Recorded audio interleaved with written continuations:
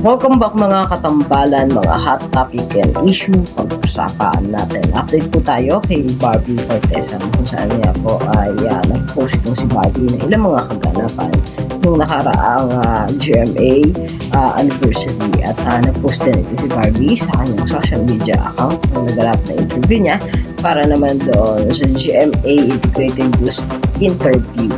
Bukod po doon ay nag-post din ito si Barbie ng napakaraming pagkain kung saan niya po ay pinagsalukan na Barbie Fortesa. At sa latest post nga po nitong si Barbie ngayon, nga po siya sa kanyang social media account kung saan ay may hawak na bulaklak itong si Barbie.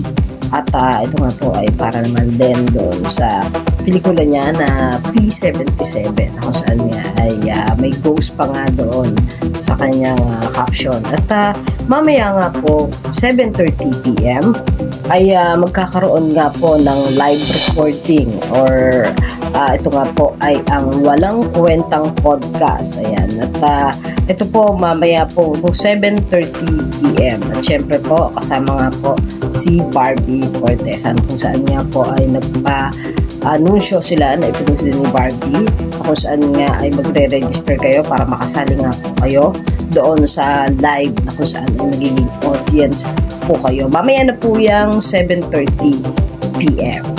Yan po yung mga update natin ngayon kay Barbie. Kayo mga katambalan, ano ang masasabi nyo? Mag-comment lang sa comment section at pag-usapan natin.